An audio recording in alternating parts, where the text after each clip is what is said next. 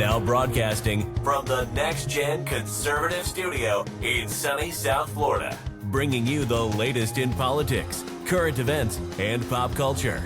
This is the Whitfield Report with Sam Whitfield.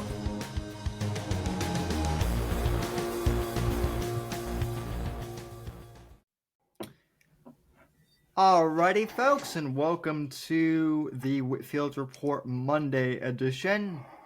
Although we are recording this on a Thursday afternoon, by the time you guys are either watching this and or listening, it will be Monday. Nevertheless, happy to have you here. My guest for this week's Monday podcast is Terrence McCauley, who is I don't want to just say thrill author, because Terrence has written in all sorts of genres, some of which I wasn't even aware of, what he was writing until I went onto his website just about 15 minutes ago and looked at some of his books. Although I read Chicago 63, which is what we're primarily going to be talking about today, but I did just buy the University box set like a right day yeah ago. They're for 99 cents now. Yeah, so I bought the whole box set. I think it was like $2, and I only read the first chapter of the first book last night, so I didn't get too far into it, but I finished Chicago 63 and I loved it. And Terrence is a great author, just from the bit I've read. So I'm happy to have him here. And Terrence, welcome to the show. Hope you're doing well. I am, and thank you for having me here. It's great to be with you tonight. So thank you. Well, I guess my first question is, how did you start writing and publishing? Like, where did the spark begin for you? You've had a pretty illustrious career, so how did it all get started?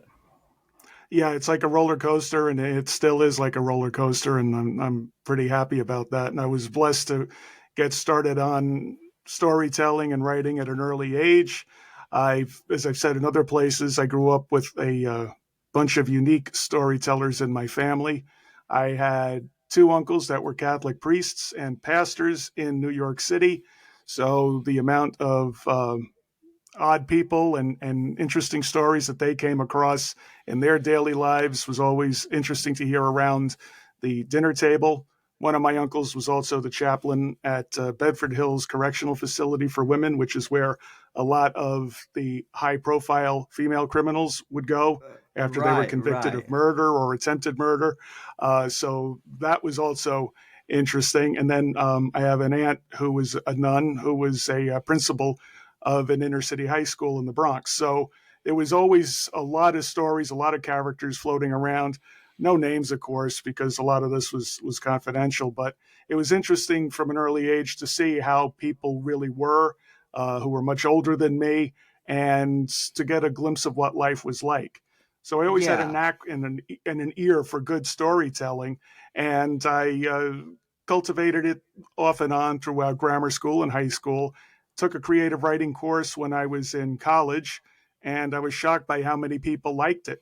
So when I graduated college, I took some of those Gotham Writers Workshop classes that they had throughout the city and developed my talent that way by workshopping ideas that I had and getting 30 or 40 different viewpoints of what I had written really made me a great writer, in the fact that I understood the craft and that I understood that not every good idea is a great one and not every idea needs to be expressed. So I worked on a couple of manuscripts on my own. Didn't really have any luck finding an agent because, quite frankly, the work probably wasn't strong enough at that point. But then a friend of mine drank coffee one day, and on the sleeve that she got from the deli, there was one of those cardboard sleeves that said, "Search for the next great crime writer contest for Court TV." It was Court TV at the time. Then it became True TV. So I submitted the manuscript I had that I called Prohibition, and it beat out 200 other books to win the Wow. Search for the Next Great Crime Writer contest. And I was over the moon. I thought, this is great. It's going to be published by Borders, which was only a bookstore at the time, but they were thinking about getting into Yeah, publishing. yeah. HBO and Time Warner owned True TV at the time, because by then it was True TV. And they were interested in possibly developing it. I was so happy. Then what happened? Borders closed.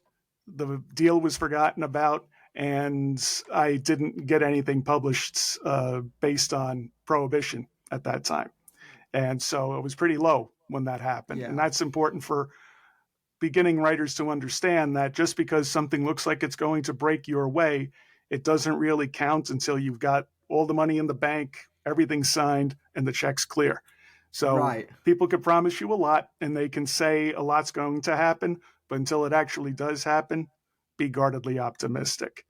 But I didn't let it stop me from doing what I loved, which was writing stories and making sure I got better in my craft. And I continued to write. I had a bunch of books all lined up when I met a publisher who said, I've read a lot of your 1930s stuff, but do you have a modern day thriller in you?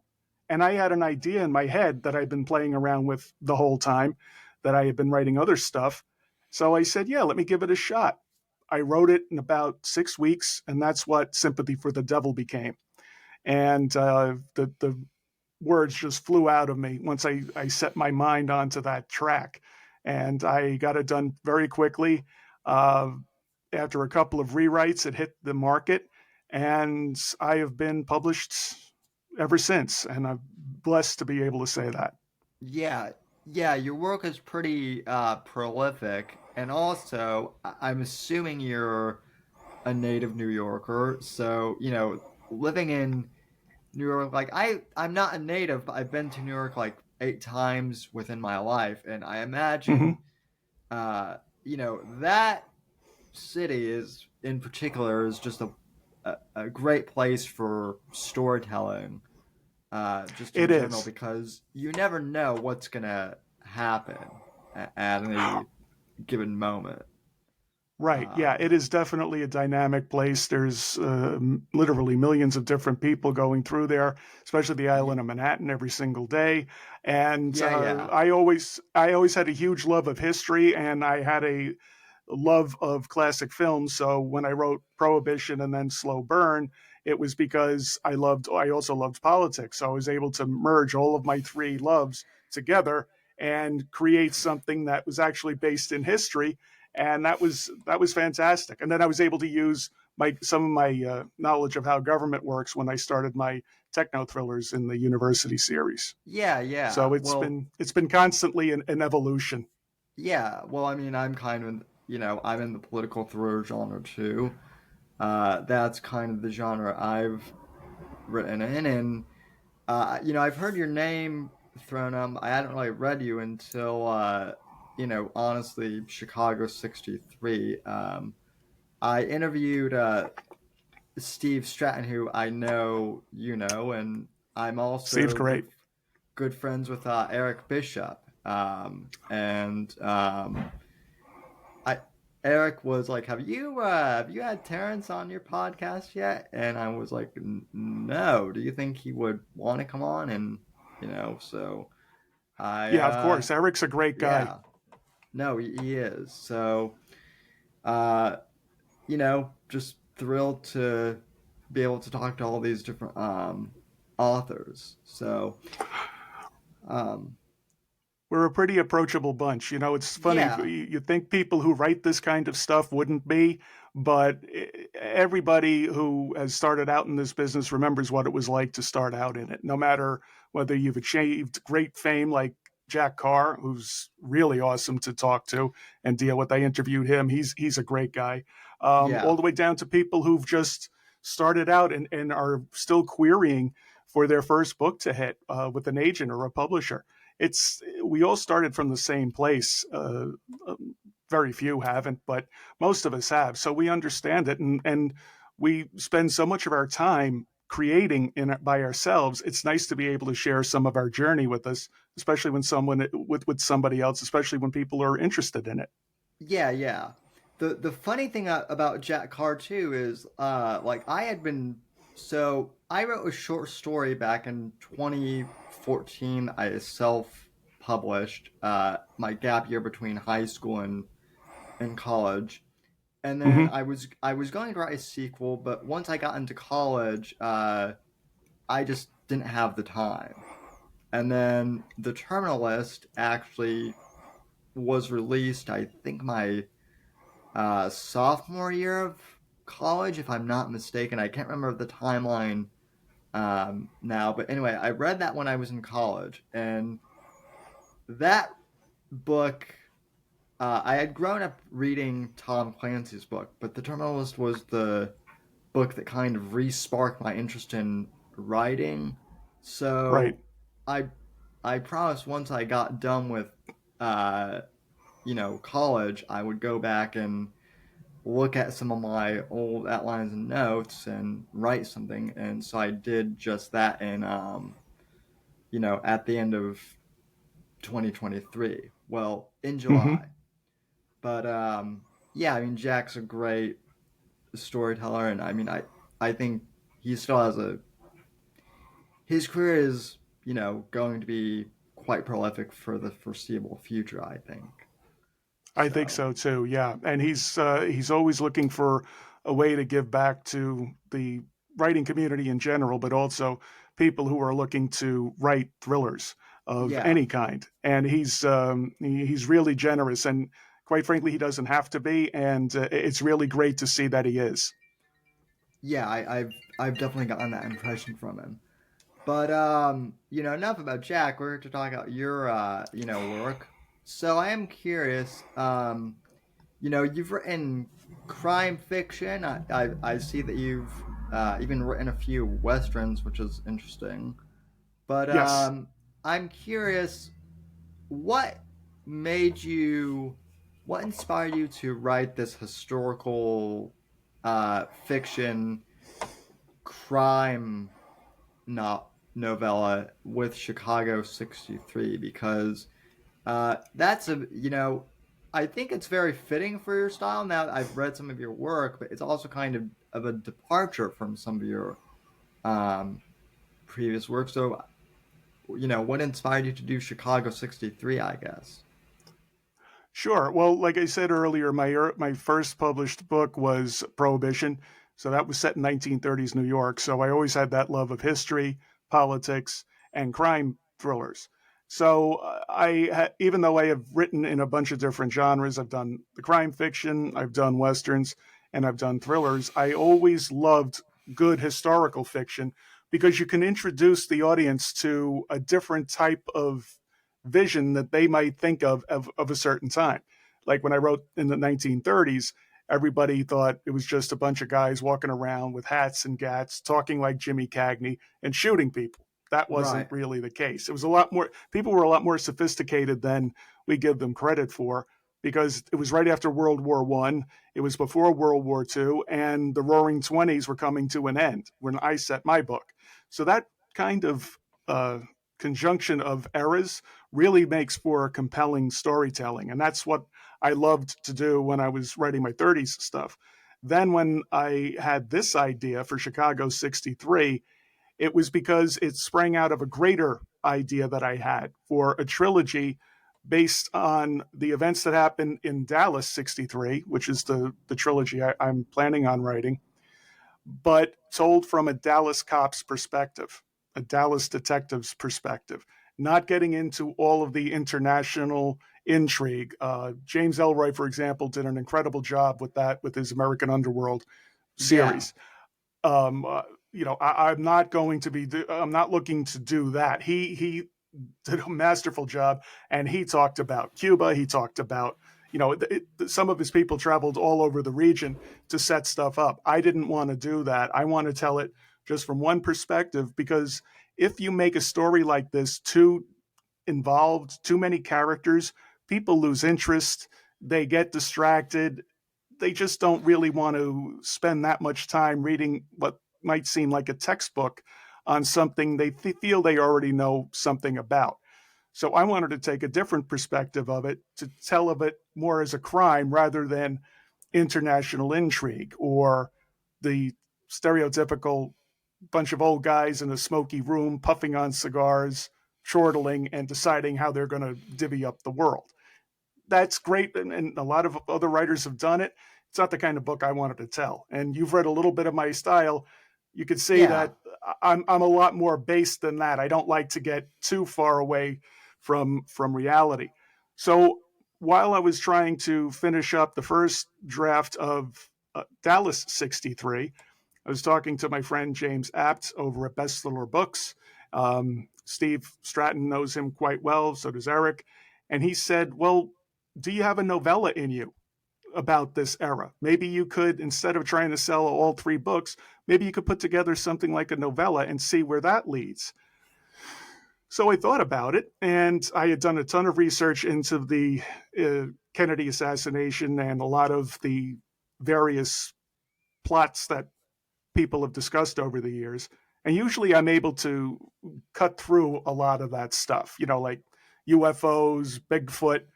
I love researching stuff, but when I research, I usually come out on the side of something in the real world explaining why a lot of this Right. stuff happened. Not all of it, but a lot of times with the UFOs, it was just military technology that we didn't know they had. With Bigfoot, I think there's some gamesmanship there, and there's also some mistaken identity. There's a lot. I can always Ancient Aliens was another theory that I've pretty much said people probably got around a lot more than we thought. These weren't people. I don't think you necessarily need to solve every ancient mystery with it was people coming down from outer space with tractor beams moving blocks. I just don't. Yeah. I don't buy that.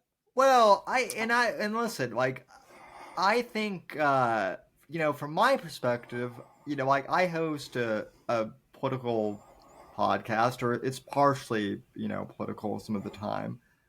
Mm-hmm. I get people who send me, I'm not sure if you're familiar with the whole QAnon conspiracy or what it is, but it's the idea that, like, we have a big shadow government, and I don't necessarily buy into all the QAnon stuff. However, I will say this, that, like, whenever someone sends me QAnon stuff, I'm like, I read it and I'm like, how can I make this into a political thriller? Right. Basically.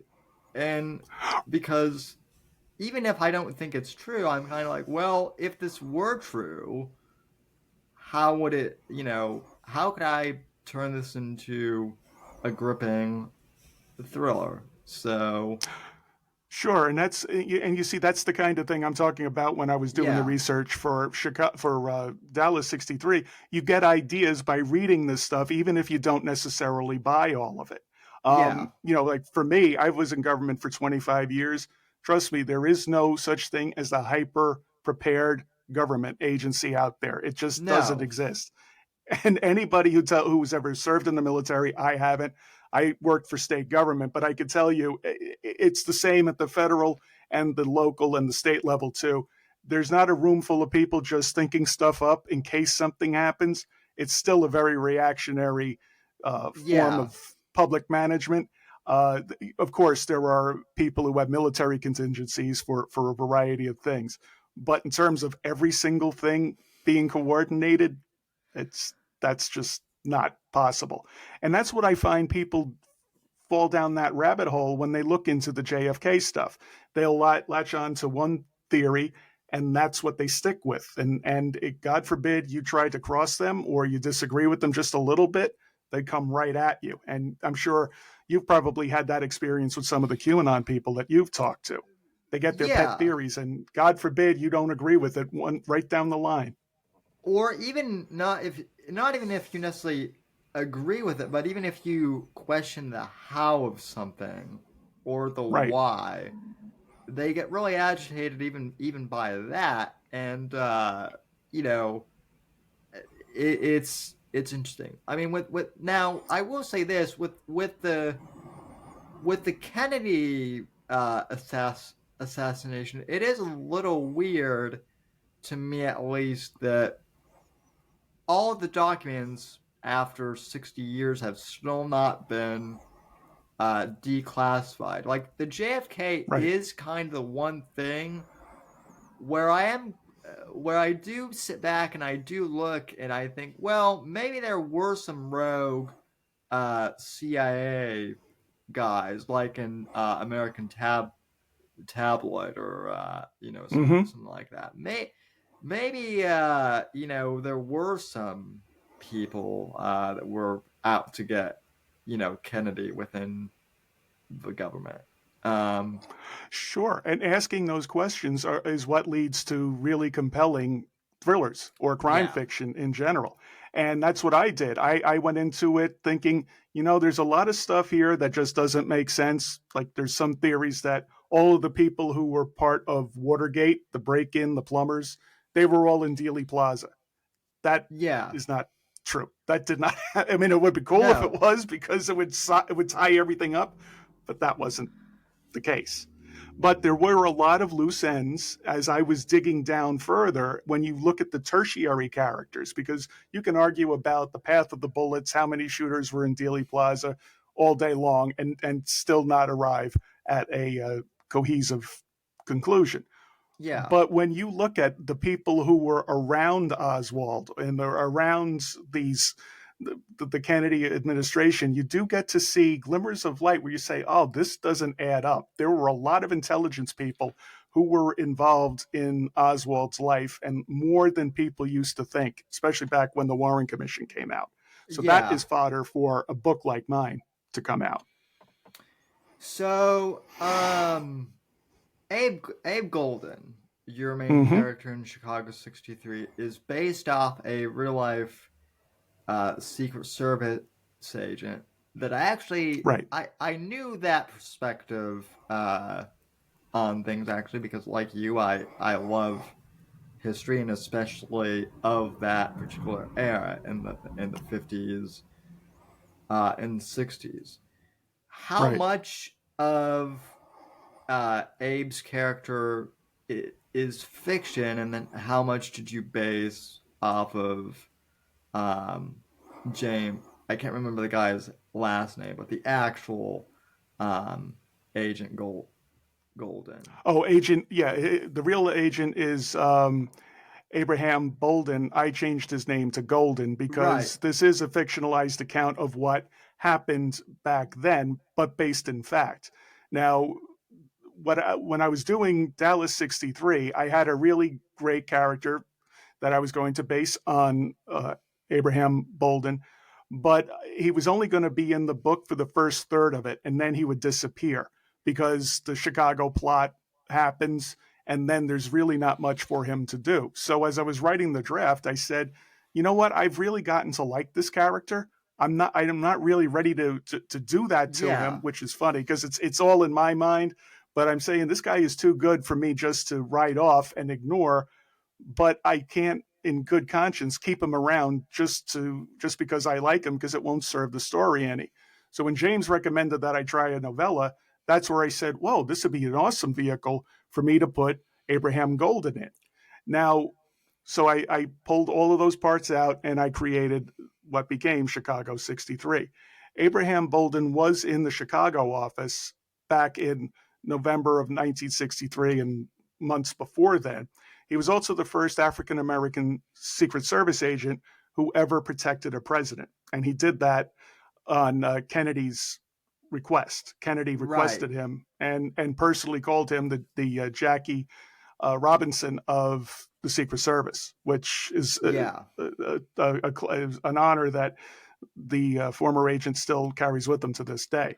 But in the book, I take a lot of what happened with a couple of different Secret Service investigations, and there were only about 2 or 3 other agents working on this in the president's approach to Chicago, and I put them all under the fictionalized Abraham Golden. Because, again, as I said earlier, if you have too many people working in one direction in these books, they tend to fall apart because people Right. don't know who to follow. They say, oh, I've really invested in this character. Hey, where did he go? He's not doing something cool.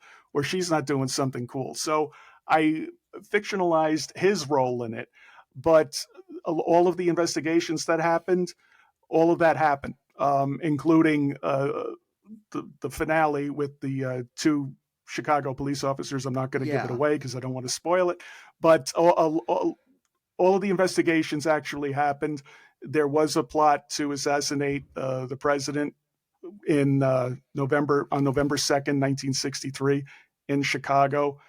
The plot of the layout of the motorcade, all of that is true. All of that was actually going to happen, and the assassin that they had picked for it, Thomas Valley, did work in a warehouse that was right next to where the president's car was going to slow down. All of that is Yeah. fact. Yeah, I actually think it's funny you mentioned Thomas Valley, because I believe I just recently listened to James Elroy basically did like an audio drama adaptation of American Tabloid, and I heard about that. I believe that Thomas Valley actually makes like a very brief appearance. I mean, that book is long, but like Yes. I've definitely it also came out the year I was born, so Oh God, Jesus! you I read know, it when it first came out. God, I feel ancient. yeah.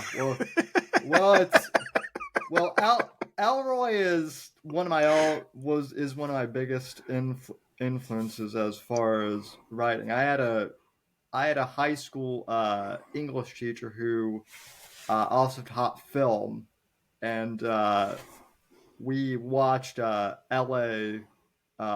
Confidential. Confidential that year, and he, he knew I was into politics and history, so he actually gave me a copy of American Tabloid, and the first time I read it, it was mind blowing, and that got me kind of into the whole Kennedy assassination conspiracy. Like, Mm-hmm. even though Elroy has said himself that he doesn't really believe in it, that's the funny thing. Um, Right. I mean, and like I said, when you get into the tertiary characters, not the main movers and shakers, or even the Clay Shaws or Clay Beltran, whatever his name was, of the whole conspiracy, that's when you start losing the thread of it. But when you look at the secondary characters, like the yeah, real life Abraham Bolden, and they tell you what they uncovered at the time, that's pretty interesting stuff. And it's kind of hard to just shrug all of that off as happenstance and coincidence.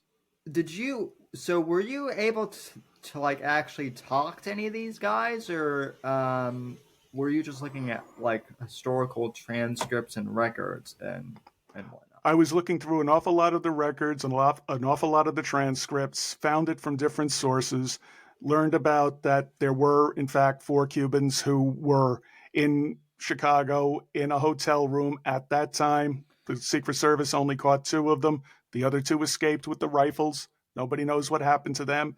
Nobody Yeah, really tried to find out either, because it was over and it's off their plate, because it's on to the next thing.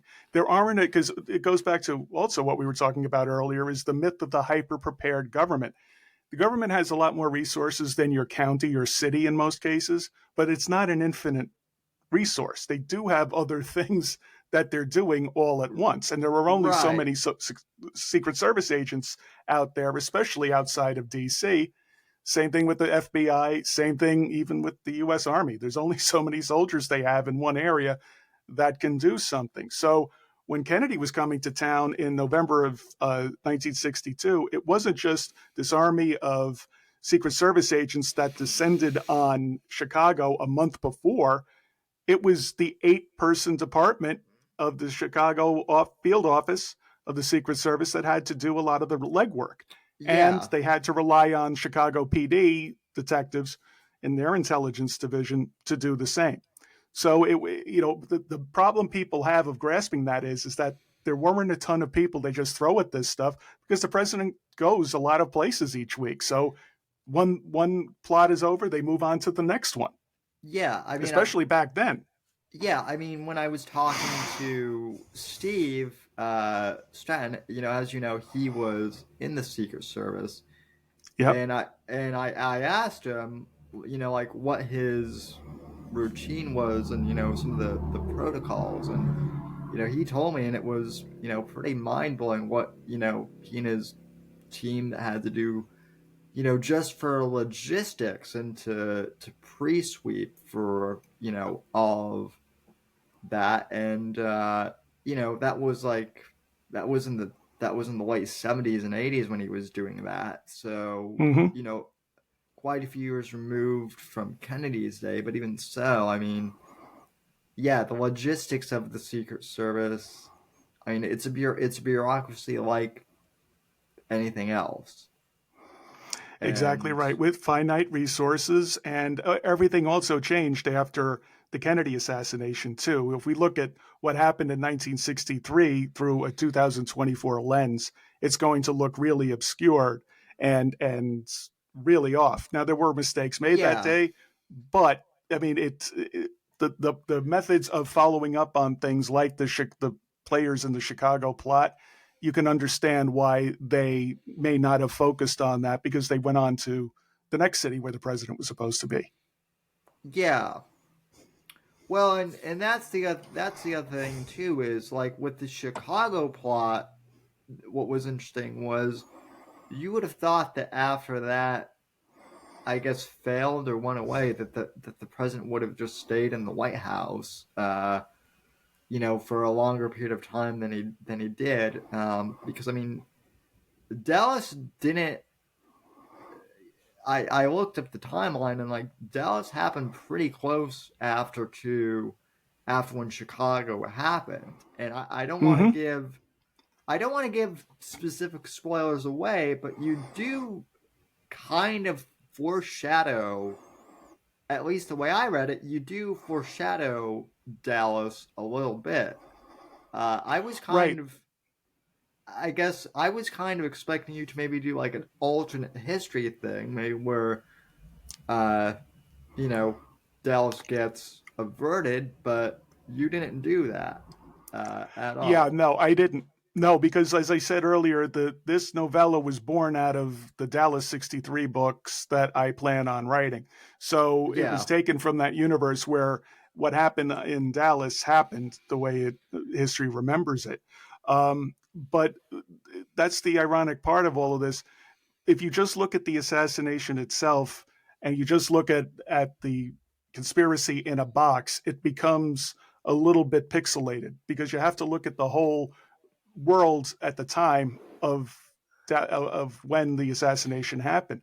Kennedy was looking at re-election in 1964. He wasn't as strong as his people wanted him to be in terms of the polls. Lyndon Johnson was in trouble. He was in the middle of the Bobby Baker scandal. It had just broken on Life magazine a couple of weeks before uh, Kennedy was assassinated in Dallas in 1963. They didn't know yeah, if he was even going to be on the ticket with Kennedy. So there was an awful lot going on. So he went south to Texas because he needed to shore up his support. Kennedy was also wounded by things like the Bay of Pigs invasion, which had been an Eisenhower plot, and he didn't really support when he came into office as the planners thought he would. The Cuban Missile Crisis was another thing that weakened his standing, and a lot of people were anxious about that. And I think some of them who had the means to do something about their anxiety, unfortunately, hatched the plot that we now know of uh, as being successful in Dallas. But the first one was definitely Chicago, and then there was another plot to get him in Miami, which they completely I think they completely called off his trip to Miami in the middle of November of '63, because it was a similar plot to what was uncovered in Chicago.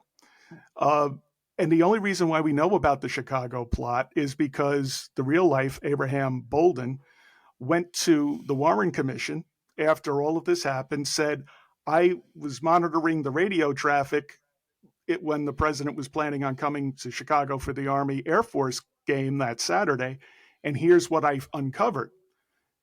The Warren Commission wouldn't let him submit that evidence because it would have it would have actually proven there had been a conspiracy, something that was almost a mirror image of what happened in Dallas. So they threw out his testimony, wouldn't let him testify. Then they set him up for a bribery charge, and he spent 6 years in federal prison for his trouble. And it was only in 2022 that President Biden pardoned him of that charge and absolved his record. Yeah, I don't necessarily like Biden, but let the record show that this is the one time on the show where I will commend Biden for doing something good, because I mean I do think that based on everything I've read on Golden, Bolden, he was a notable figure, and it seemed like he did care about the Kennedys. Even Bobby to a certain extent. I don't know how close he got with Bobby, but I mean, based on everything I've read, the Kennedys seem to really appreciate him and what he did for Jack. So Sure. Yeah. And unfortunately, they weren't able to support him when he needed them after his bribery conviction. But I'm glad that in hindsight, history got it right, and the government finally did right by this brave man. What about one thing I'm curious about with Chicago? What about the Chicago mob and the mafia element? Do you think there was anything there with like organized crime in the Kennedy assassination? Have you thought to explore that avenue at all? I did, yes. And I don't know if it was anything that was direct or overt as it was in other parts of the assassination plot. For example, in this book, I mentioned that there were Cuban guerrilla training camps throughout the United States, both on the East Coast, down in Florida, in Louisiana, and then in other countries like Mexico and Guatemala. That actually was true. And Valley did work at one of them that was based in Long Island. So a lot of those camps were funded in this country by mafia affiliated people. And I think in the Chicago plot, they probably directed the two police officers who I mentioned in the book. Probably they made sure they pulled strings to make sure these two were part of it, because they in real life they did pull over Valley for a traffic violation, and then found all of the ammunition in his car, and a lot of the stuff that happens in the novella. But I do think that they might have been involved in that way, but I didn't see anything, even from back then, and even from articles that I had seen written in 1974 during my research, didn't see any mention of the boys being involved directly in the plot. Yeah, that's interesting, because what I've often read, there's a theory out there that the mafia was involved in the assassination because they were upset that the Bay of Pigs was a flop, because they were expecting Castro to be overthrown so that they could get all their casinos and operations in Havana back. Mm-hmm. And then when that fell, when that didn't happen, they got mad at Jack, and the theory is that they whacked him for that, and then set up Oswald as a patsy. I don't know if the mob is even that organized, but that's another theory I've heard out there. So yeah, I mean, they definitely had a role in funding the camps and supplying arms for the camps, but I have a feeling, and I've talked to a lot of people who are in the military, and I haven't been, but they do, and you don't get that kind of criminal mentality. It doesn't really transfer well when you're trying to prepare people to go into battle, which is exactly what the Bay of Pigs is, and also the second invasion that JFK and Bobby were planning sub rosa with from the White House after they cleaned out the CIA. That just doesn't translate well to soldiering. Now, former soldiers usually do pretty well when they go into the mob, but in terms of doing it the other way and having them run the camps, I've heard that too, and I'm like, no, that wasn't it. I think they they funded it. And you also have Carlos Marcello, who was personally had a personal vendetta against RFK for having FBI agents grab him one night in his slippers and pajamas Right. and dump him off in the jungles of Guatemala. And since he had all of those training camps in Louisiana and was helping to fund arms for them to train with throughout the country, I think he probably had a really good motive, if you will, to get a little bit of revenge. And I think that's exactly how it happened. So then, I guess here's the $1,000,000 question, and thank God I'm not posting this to YouTube because otherwise it would probably get pulled.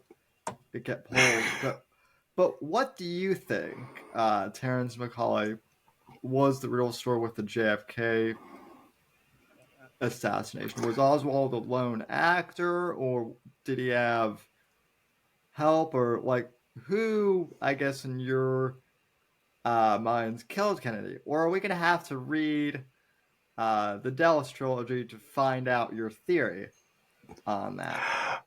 Well, you don't have to necessarily read the trilogy, although I will touch heavily upon that. If you, and I said this a couple of times already, if you look at the tertiary characters, the secondary people that you don't see in every single documentary, that are not going to be bold-faced names when you're looking up an article, there's a lot of people who were in Oswald's orbit that just quite simply didn't need to be there, and they are steeped in the intelligence community. Take the Paynes, for example, Michael and Ruth Payne, who Oswald's wife was staying with. They were affiliated with the white Russian community in Dallas. Who knew Russians went to Dallas? But apparently there were quite a few of them who were exiles from communist Russia. They both were heavily involved in intelligence and intelligence gathering throughout their careers and throughout their lives, even up until the 80s. Yeah, You have people like that who, when you look at them closely, you're saying, why would a nobody or a guy like Oswald, who's supposed to be nobody, be hanging around with all these connected people like George de Mohrenschildt and all of the people who were in the background of Oswald's life that shouldn't have even needed to pass him in the street, much less take him into their home and work with him and help his family. There's just too many of them, especially in a sprawling city like Dallas, for that to be a coincidence. It's not like they bumped into him in a bar. These people actually shared part of their lives with him. And there's a lot right. of other, and then there's also, too, when you look at the assassination day itself, there's also the murder of J.D. Tippit, which is a fascinating topic in and of itself. There were some researchers who spend their whole careers just delving into that. So there's always something, it's those secondary characters that make it more plausible for me to just think that Oswald was a useful idiot. I don't think he was innocent. He definitely was part of it. There's a lot of evidence that he was part of the camps in Louisiana, training people for a second invasion of Cuba. They thought maybe he might have been involved in no, I don't think he was involved in the first wave, but he was definitely involved in the second wave that they were planning. And I tend to think that they set him up to take the fall. I don't know if he pulled the trigger that day, because I don't know why somebody who's living in Dallas, Texas, would write away to Chicago for a Mannlicher Carcano and then leave a paper trail when he could have gone across the street and bought a rifle. Right, yeah, I don't understand that. yeah, that does seem a little fishy. It does, yeah. To me. My theory, I'm not necessarily saying that like Johnson was the one who like hatched the plot to assassinate Kennedy, but I have always found interesting. I've actually asked my grandmother about this because she was she was alive when the assassination happened. But as you mentioned, Johnson was kind of on the outs with you know, with JFK. And although he was the vice president, it didn't really seem like he and Jack got along all that well. So, you know, I'm not saying that he was behind the assassination, but it kind of was convenient for his political career that he was able to ascend to the presidency. Yeah, I've Going, heard a lot of theories about that too, and I think that if you look at Johnson's career, he was incredibly cunning, and you didn't see an awful lot of courage. You saw that he always had an angle, he always had a wedge that was off screen, if you will, that he was able to use to get his will yeah, imposed. But I don't know if anybody who would plan something like this would trust him with that kind of information, because I have no doubt that he would have ratted them out to make himself look like a hero and save his own backside at the first opportunity. yeah, So is he capable of it? Were people are I don't know. Were people around him who benefited by him being in power capable of it? Absolutely. yeah. And I don't think they can escape consideration for collaboration. But Johnson himself, there are a lot of people I respect who in this theory field who say he was involved. I wouldn't put it past him, but I don't think people who could pull this off would trust him with that information. He might have involved tangentially, but he wasn't the mastermind. Is Right, I don't see that, and I know a lot of people have said, well, he put Connolly in the car to take suspicion off himself later. He seemed to be very close with Connolly. They had a strained right. relationship later, but I don't see him doing that. And I honestly don't see him putting his friend's wife in jeopardy by doing that. I think if he caught any hint of this, and there's some people who say he did, I just don't see him being part of it game day. I just don't. So Yeah, um, just don't see it. But I mean, if you look at different things, like Connolly always thought there was more than one shooter. He went to his grave thinking that. And if you look at a lot of the computer simulations that they show you, you have to be careful with that too, because a lot of the theories will line up the trajectory of the bullets, and they'll say, well, look, the bullet would have to be the magic bullet, flipping around. What a lot of those people don't count for is that Connolly was on a jump seat, which was not flush in front of Kennedy. It was inset a bit and lower. So it did the shot as they have it in a lot of the straight line that you see going through Kennedy and then straight down into Connolly. Those ballistics do match up. There's only one problem. That's not where the bullet entered Kennedy's back. It didn't enter a straight line and go there. It was, this is a matter of record, it was further over to the right and lower. yeah, So it didn't go right. There was no bullet that went through his back, went out through him, and then hit Connolly in front of him.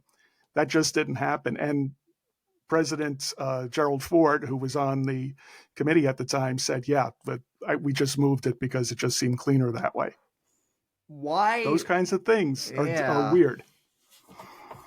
why? Now, my other question is, uh, as far as I can tell, Kennedy wasn't wearing a vest either that day, which, He wasn't, but he was wearing a back brace, and that's why he didn't right, yeah, slump all the way forward. He was wearing a back brace because he had a bad back, and that's well documented. But no, he was yeah. not wearing a Kevlar vest or a bulletproof vest. Well, maybe, which kind of seems, which after reading Chicago 63, I do have to wonder, and I'm not really expecting you to answer this, but this book has kind of given me pause to think, okay, well, if there was an assassination attempt in Chicago or a plot, why wasn't Kennedy wearing a vest in Dallas? And Right. Well, based on the wounds that he got, if you look at the canonical wounds, the throat and yeah, the headshot, that a vest wouldn't have helped him. right, But if you but I think that you have to look at some other things. He was also a glamour puss. He was a good-looking guy and knew it. He was very photogenic. It was incredibly warm for November in Dallas that day. He had his brace on already. Even if they had thought to put a bulletproof vest on him, he probably would have been pumping sweat, and he would have looked a lot heavier than he was. So I could totally see him refusing to put one on. And given the environment at the time, I could see the Secret Service allowing that to happen. I don't think Yeah. they've done it since, though. Right, no, because I mean, we've also had, there was Reagan's assassination in the early 80s, which is also interesting Right. as Right. well. Yeah. But So, you saw a lot of people on the ground there, too. I mean, that was who nailed Hinckley. And also, there's that incredible shot of the Secret Service pulling the Uzi out of the suitcase and running to protect Reagan. yeah, That they completely changed everything after '63. A lot of their tactics on the ground. So yeah. unfortunately, they learned a bitter lesson that day in Dallas. What about, Bobby's assassination? Are you going to do anything regarding his death or, assassination? Or are you primarily focused on Jack's? Yeah, the Dallas '63 trilogy I'd like to write is definitely going to be centered just on the events that happened in the months leading up to what happened in Dallas. Then the second book, in my mind, would be about Oswald being in custody and what happens to him there. And then the third book will be about the pursuit of some of the people who were involved in the assassination who fled all the way up to the Canadian border. And that's actually a fact. There were some really interesting people that got away in the hours after it happened that really deserve quite a bit of scrutiny. And Yeah. that's what I plan on doing in my book. So do you have outlines for like all three books, or are you working on each book individually, or what is your process generally for writing these types of novels? I approach these as I approach all of my work. I don't do a lot of outlining. I do, however, when I'm getting familiar with an era in American history, take a lot of notes. So I won't be thinking of what's my protagonist going to be doing in this situation. I'm looking for inspiration from the source material, whatever that is. Sometimes it's newspapers, sometimes it's documentaries, whatever it is that's going to help get the creative juices flowing.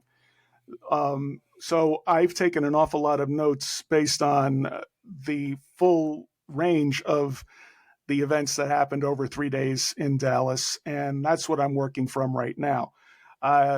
So the first book is going to be about the seeds of the conspiracy all the way through to it actually happening that day.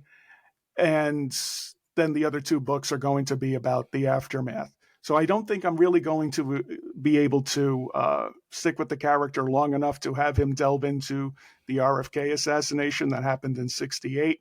But a good friend of mine, Guy Coate, wrote a fantastic book, The Girl in the Polka Dot Dress. And I definitely think you should have him on because he did an awful lot of investigation into the RFK assassination.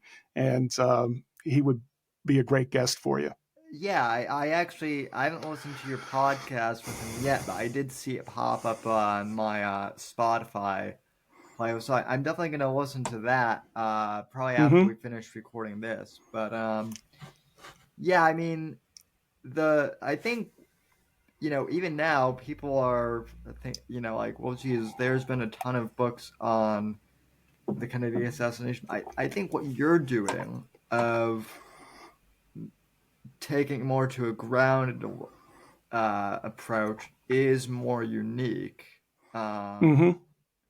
and having your protagonist kind of be the street level protagonist instead of up in the wings trying to navigate like the deep state or the shadow government or Right. whatnot. Yeah, you took the words right out of my mouth. I was going to say I wanted to tell this story from the street level, not from the suite level. And that's completely, you hit it right on the head.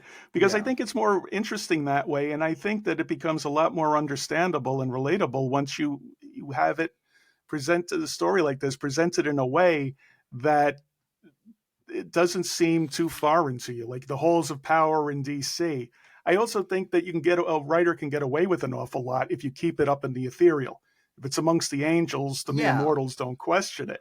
And I think that at its heart, This was a street killing on the streets of Dallas in front of a whole group of people, and no one realized that it was going to be filmed, but it wound up being that way. And that was a huge problem for them after it happened. So, and they sat on that, the Zapruder film, for example, for a long, long time, and God knows what other Yeah. kinds of film they're sitting on too. So I think once you get lost in the weeds, and you put it perfectly, once you make it too much of a battle amongst gods, if you will, people lose interest. So my opinion is that if you make it more of a crime-based story, people are going to be invested in it. Yeah, I certainly think that's, you know, that's definitely the case. Now, from the flip side, it's interesting that you mentioned, authors, writing from the wings and doing conspiracy things, because admittedly, that's what I've done with my books, somewhat. Like I said, I don't believe in, conspiracy theories myself, but it is interesting to kind of be like, okay, well, if this far fetched thing did in fact happen, then how would it, how would that go? So that's been very Mm-hmm. interesting to play with. Um, as Sure. as far as novellas go, what was that experience like for you?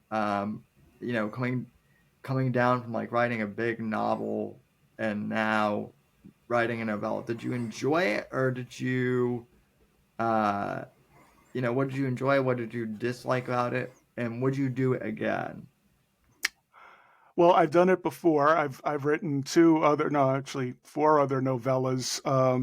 Two of them were science fiction based, and that was a lot of fun. They didn't get a lot of attention, but that's fine. It was for a small publisher. And then I did one that was for the old Fight Card series that was put on by Paul Bishop and Mel Odom several years ago, and I tied that into my 1930s stuff. The Fight Card series were boxing centric stories about the people in and around the sweet science of boxing. So I loved doing that. I wrote another novella called The Devil Dogs of Belle Wood. That was about the World War I battle where the modern reputation of the Marines as the baddest ass fighting force in the world Right. was born during that battle. And all proceeds of that go directly to the Semper Fi Fund. So I wrote that uh, pretty much from my 1930 character's perspective. Charlie Doherty, in the course of the books, he goes on to become a New York City police detective, corrupted by Tammany Hall. So, but in this book, he's a younger man fighting in Belle Wood with his fellow Marines. And so I loved the challenge of taking a novel idea that should be 90,000 words or more, and then shrinking it down into something that's more of a easier bit of fiction to digest. I also have written a lot of short stories. I've been lucky to be nominated for some awards for that. I've gotten some acclaim doing that. Love that form as well. Every form, whether it's a book, short story, or novella, presents its own different challenges. And I Sure. embrace them because it helps keep me fresh. Because if you just sit down and you keep writing the same stuff over and over again, the same way, in the same time period, no matter how much you love it, you're eventually going to get bored. And if I'm bored, the reader's going to get bored. And I don't want that. There's always going to be competitions to pull you away from what I've written and what you've bought. You've got check my Facebook or go on Snapchat or tweet or watch a football game, something. And as long as I can keep you engaged, I've got you, and I want to tell you that story. I can't do that if I have ultimately familiarity breeds contempt, and if I have contempt for the story, so will the reader. So changing it up a little bit every once in a while keeps me fresh. I think that's pretty sage advice there, for aspiring writers. And I think it's also good that, you know, you you seem to enjoy writing in all these different genres too. You're not a one trick pony, which I No. find very refreshing. And there's something each genre can teach a writer too. If Yeah. you think that you've got a great idea, but there's nobody looking, let's say you keep an eye out for submissions requirements, and somebody says, you know what, we're only looking for short stories right now, and you say, well, I've got an idea for a full novel. Think about that. See if you can't make a short story out of it. Is there a piece of it that you could pluck out like I did? Chicago 63 came out of Dallas 63. Well, see if you can't make an independent project out of it. And if you can, maybe you've got something you can submit. You never Yeah. know. Yeah, I mean, I have short stories that I wrote back when I was a teenager that I'll never publish in their original form, but I have taken them and I've put them into some of the works that I've written and am currently writing right now too. So, Mm-hmm. that's the other thing is using different mediums as inspiration too.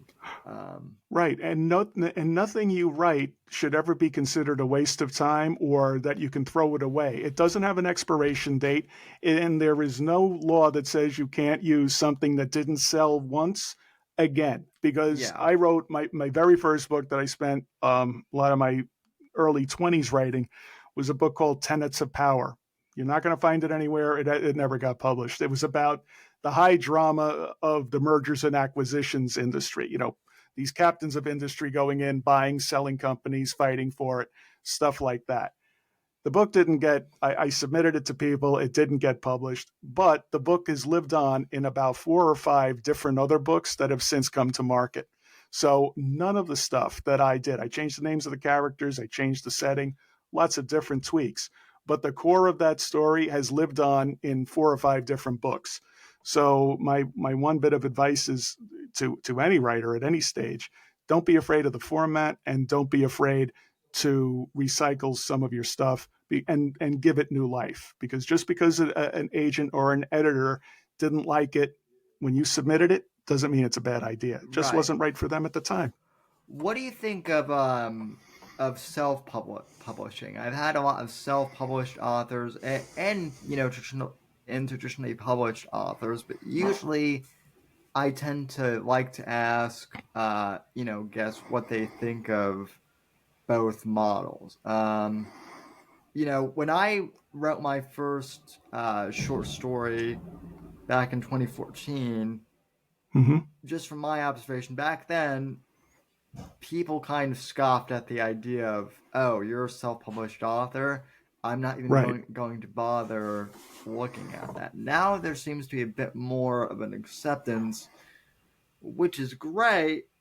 I I do think there is still a place for just traditional publishing as well. But as someone who has been in traditional publishing, I'm kind of curious what you might think of self-publishing and where the publishing Right. industry is heading. Well, you're starting to see it shrink as it's been a lot of these houses have been acquired by larger entities and entities with interests in other industries. You're starting to see some of it shrink. And that means that even the big publishers are limited by what they can publish, by what they can afford to bring on, because every book is an investment. And when you look at the book publishing industry as a business, their decisions and their actions become a lot clearer. As a writer, it's our art, it's our baby. We all know that, and it's deeply personal to us. But to someone else, it is a product that has to be packaged and sold, hopefully for a profit. Because if there isn't a profit, then there's no other books that they can publish. Yeah, So, that explains a lot of the reasons why the big publishers do what they do and why they don't do a little bit more. Anthologies, for example, you don't see too many of the big publishers publishing anthologies. That falls to a lot of the smaller independent publishers. That's because there's not a lot of yield for anthologies in a lot of markets. Just like James Patterson tried a couple of years ago to publicize the novellas, where he co-wrote with a lot of really great authors. Nothing wrong with the material. It's just that there's the margins that the bigger houses can make on something like that isn't worth their time because they have to spend as much time marketing that as they do a full-length novel. So the idea of taking an idea to an independent publisher like Shotgun Honey or Level Best Books or Ocean View Press or several others that I'm not remembering right now is more accepted now than it used to be. You don't have to be published by Simon and Schuster or Random House. These publishing houses are publishing some really great books in a lot of different genres. Yeah. You look at self-publishing, let's say you don't get that and they just don't understand your story, but you have a lot of faith in it. Self-publishing has definitely gotten a lot more respect, and it should have been respected all along. The problem with that is people who engage in that endeavor need to know their limits, because you will go broke really fast if you think you can throw money at this and make it a winner. It doesn't work that way. No. You have to spend, but here's what you do have to spend your money on. You have to spend your money on a good editor who's going to tell you the truth. All of our family probably support us. We show it to our wives, our mothers, whomever. They love it. We're the best thing since sliced bread. I don't understand why you're not already optioned for a movie. That's Right. great. And sometimes that's an honest critique. But you need to spend the money to get someone to professionally edit it and proofread it for you so that they will tell you exactly what is right with it, what's wrong with it, and then they can make it, you can hopefully be open enough to making it better. Then when you're actually ready to bring that book to market, whether you show it to beta readers who are going to give you honest feedback and quick feedback, reasonably quick. You don't want to be sitting around years waiting for your novella to come back with edits from them. Yeah. You have to invest in someone who's going to properly format it and make sure that it's ready for e-publication or print publication. And those are two different things. Then you have to invest in someone who's going to do a good cover for it as well. You don't want to have a bit of clip art in Times New Roman font. You need to have someone who's not only going to design the cover, but also, if you're going to have print, the spine and the back cover too. So people have to understand that there is money that needs to be invested in this kind of an endeavor. And then you have to come up with a marketing plan. How are you going to push this out there? The worst thing, in my opinion, that people can do is spend their money on tchotchkes. Like you see people who come up with stickers or, these kitschy things that they include with the books when they send them out. That's really great if this is your third or fourth book and you've got money that you really want to invest in that along that way. For me, anything else beside the book, if you've got money left over, make sure you put it into social media ads or ads on Amazon or Twitter or someplace where you're going to have some measurable metric for the dollars invested, because there are no shortage of people that are going to line up out there when they find out you're self-publishing a book to try to get some of that money off you. Like I said, some of it works. I mean, there's a place for the bookmarks and the stickers and stuff like that. But if you're starting out and you don't really have a budget for that stuff, stick to the basics. And then through your beta readers, see if they can help you once the book finally goes on sale, leaving reviews, word of mouth. All of that helps. You might not make the New York Times bestseller list, but you're definitely going to have a product that you're proud of and that represents you for future work. Yeah, well, I mean, just kind of from my experience, I mean, especially for some of the younger listeners out there, like if you're in college right now, consider doing what I did and take some marketing classes, take some take some graphic design classes even, because like you mentioned, uh, you know, having someone design a cover. I'm not trying to like, say I'm terrific or I'm wonderful, but like taking graphic design course and learning at like typography really helped me. Learning page layout really helped me learn. Okay, how do I properly format? And at the time, I didn't even realize that that's what I would use all of this class. Or I was just taking these as electives. But I would also say the more you can kind of self teach and do yourself within limits, you know, do that too if you're going to self-publish. Yeah, definitely. If you've got the formatting skills and the ability to do your own covers and spine and back cover, that's fantastic. Yeah. And but the one thing that I really don't think anybody can really do themselves, and that's the proofreading and the copy editing. Yeah, That's definitely going to require an investment. yeah. So definitely. Um, well, I mean, I think we've covered a lot of ground in just over an hour. And I really appreciate your time. Before we head off, I do notice that you're publishing this through Silverback Publishing. So is that your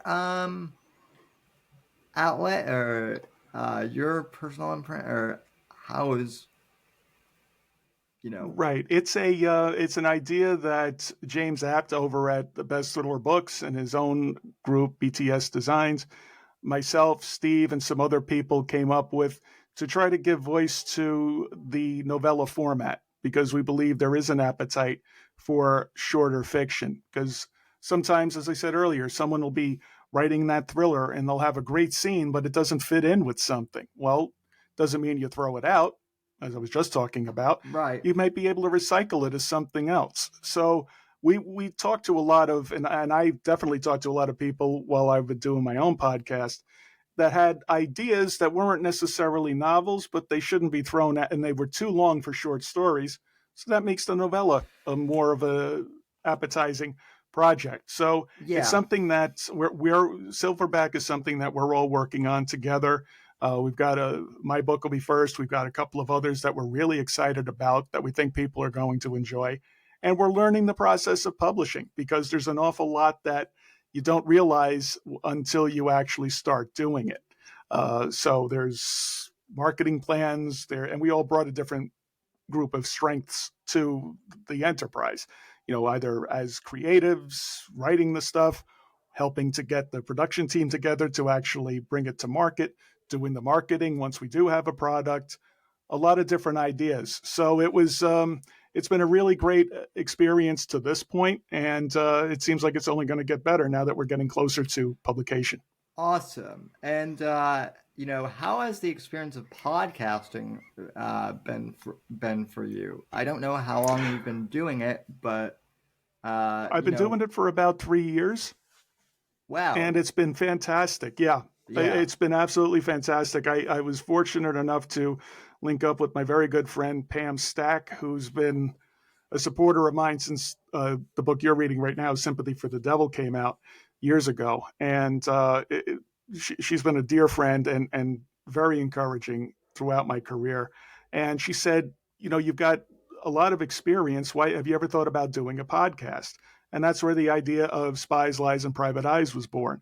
And I record them every Tuesday and Thursday at 11 o'clock Eastern time.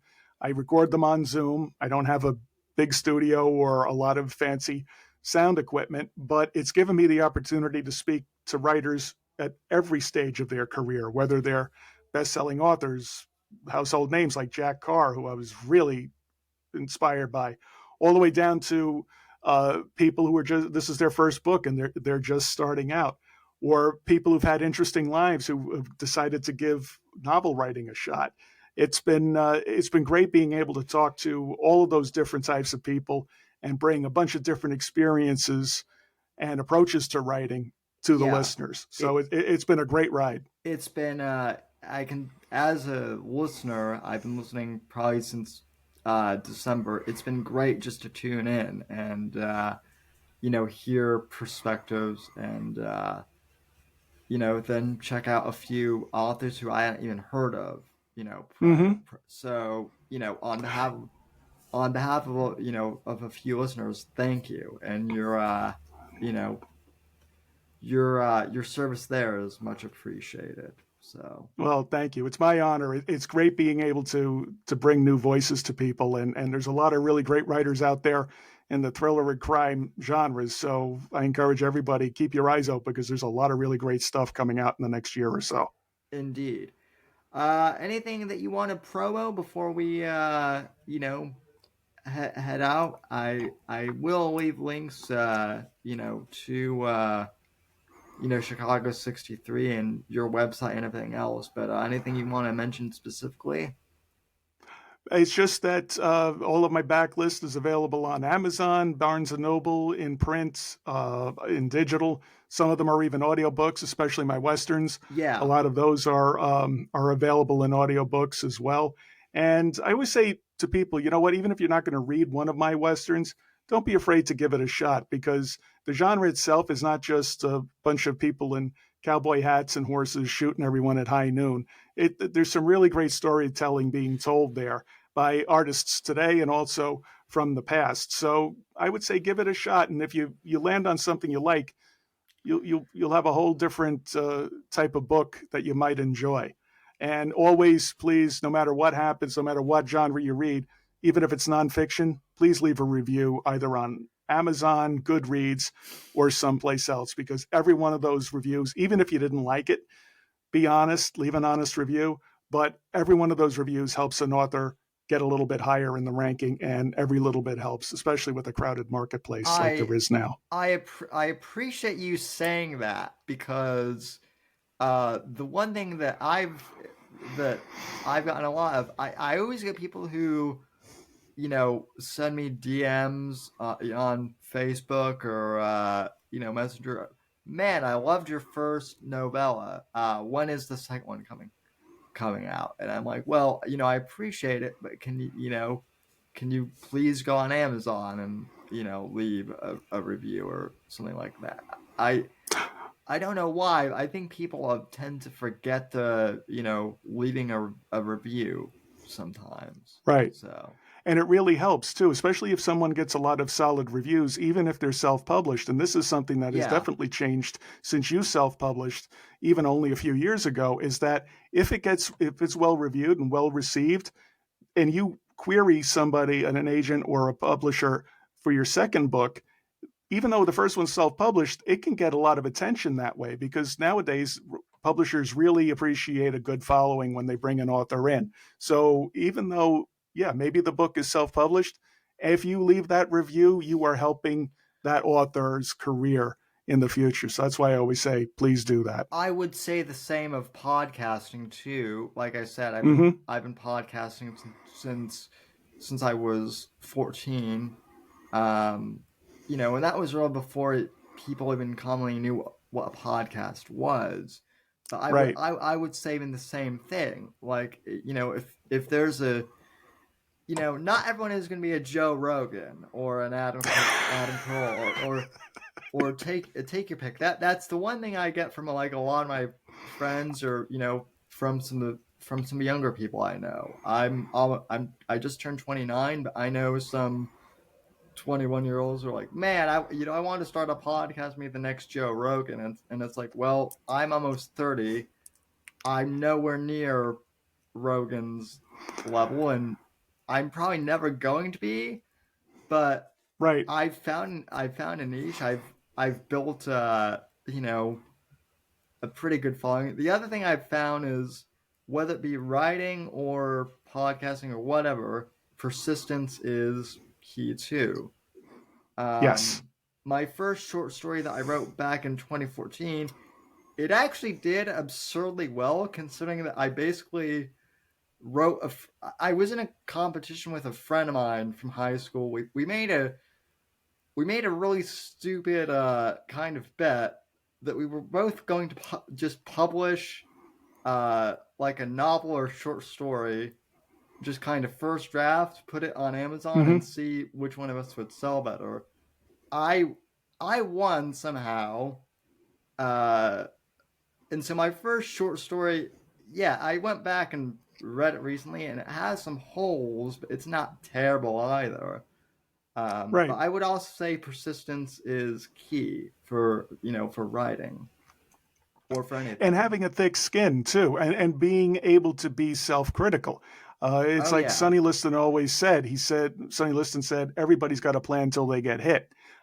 Mike Tyson later said, everybody's got a plan until they get punched in the face. It's the same principle applies, in that once you put something on paper and then you have the guts to show it to somebody, which is why the editing is important, and they tear it apart or they just didn't like it, if you can't take that, then this is not for you. This art form is not for you. Right. Because you're always going to get people. There are going to be some people who love everything you do, and there are going to be some people that no matter what you do, they're just not going to like it. And then there's the people in the middle that are willing to give you a chance. So, Yeah. but you have to be open to that feedback and constructive feedback, not just somebody looking to tear you down. Yeah. You know, if somebody who's never swung a golf club before tells you that your swing is off, well, okay, that doesn't really help me. But if a golf professional pulls you aside and says, this is how you do it, you're better off listening to them because they know what they're talking about. Yeah, most definitely. So, well, Terrence, I really appreciate your time. I'd love for you to come back, when, the Dallas trilogy, when one of the books is, when do you think you'll publish the first book? I've been fortunate enough that my agent has found a couple of houses that are interested. So right now we're talking with them to see what's going to happen and when. So the best I could say about that is stay tuned. I hope to have some good news soon. All right. Well, I'd love to have you back on, as we draw closer to that date. I really appreciate you coming on. And, folks, I really appreciate you guys for listening. Terrence is a great guy, and as I said, he has a lot of wisdom and experience in the writing field, and I really thank you for your time, sir. So, no problem at all. Anybody has any questions, you can find me at my website. The links will be here. Just send me an email, and I'll do my best to help you out. Alrighty, folks. Well, thank you for listening, and I'll see you on the live show on Wednesday.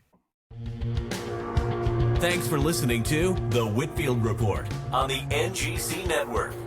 Please visit Sam's website at www.thesamwhitfield.com and support Sam on Patreon at patreon.com/Whitfield Report. Until next time, God bless, God save this great nation, and God, freedom, legacy, in that order.